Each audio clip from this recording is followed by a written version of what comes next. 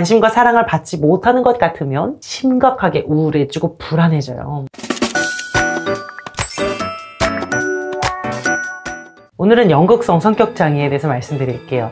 영상을 시작하기에 앞서서 한 가지 먼저 말씀드릴 건 성격이냐 성격장애냐 그 경계선은 아주 모호합니다. 병원이나 센터에 가셔서 검사를 받아보셔야 알 수 있는 겁니다.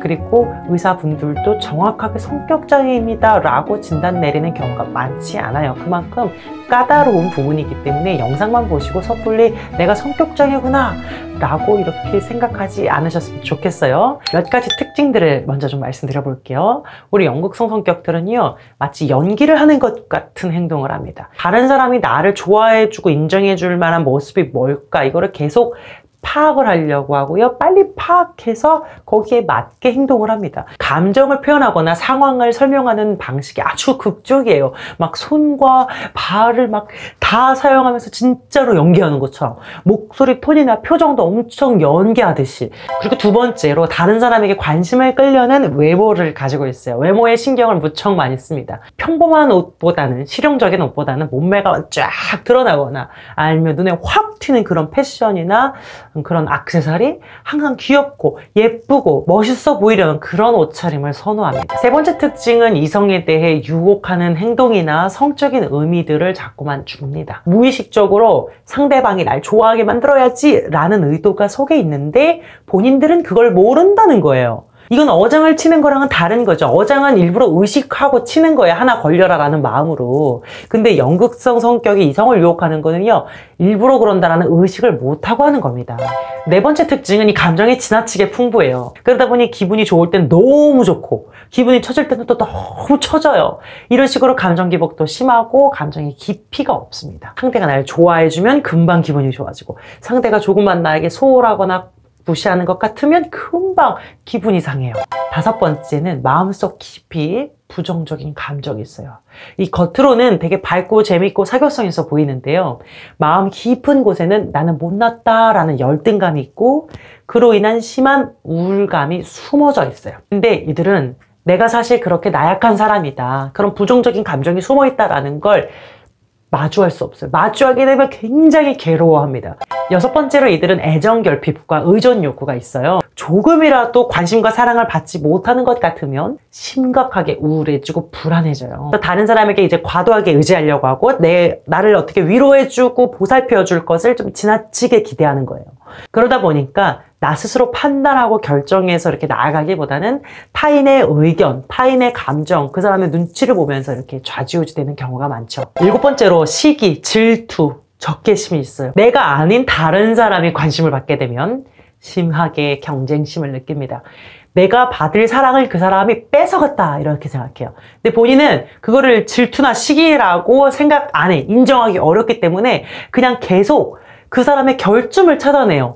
그리고 이들은 인상만 기억하는 경향이 있어요. 그 사람의 인상이나 혹은 내 감정에 따라서 그걸 사실이라고 믿어요. 예를 들어서 저 사람이 나한테 인사할 때 표정이 조금 어두워 보였다. 그럼 저 사람 날 무시하는구나. 이렇게 인상이 판단의 잣대가 되는 거예요.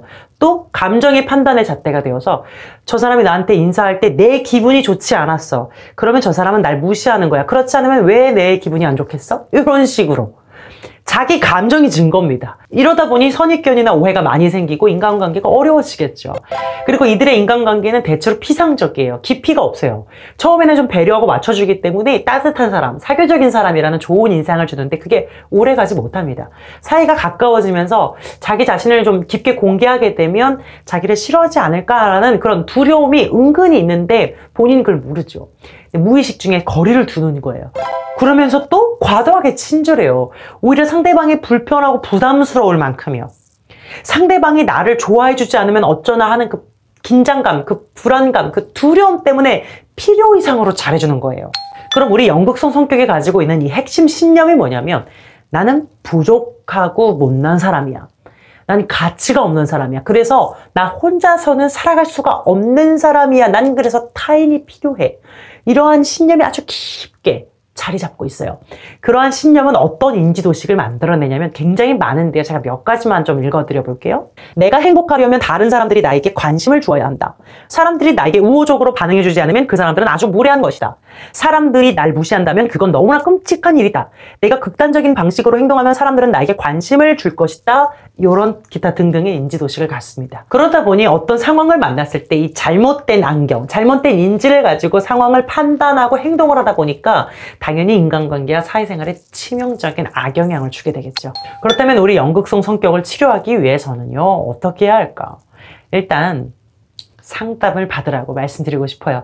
모든 성격장애가 그렇지만 혼자서는 어려워요. 근데 나는 성격장애까지는 아닌 것 같은데 그냥 성향 정도 있는 것 같으니 혼자 해볼게요 라고 하신다면 사고 기록지를 작성해 보세요. 내가 어떤 불쾌한 감정을 느꼈다면 그 감정을 느낀 실제 상황을 적어보세요.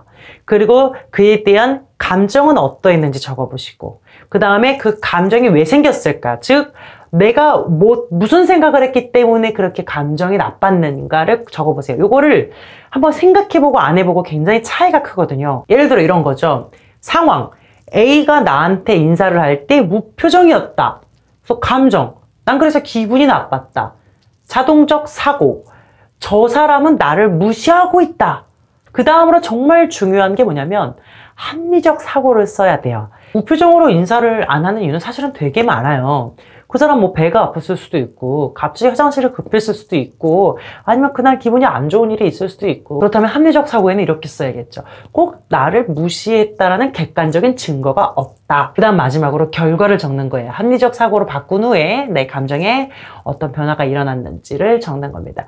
이런 식으로 이 5가지를 쭉 적는 건데요. 매일매일 불쾌한 감정이 들 때마다 그때그때 해보시는 겁니다. 이렇게 사고 기록지를 작성하다 보면 충동적으로 행동하는 걸 좀 방지해주고 감정 기복도 좀 조절이 됩니다.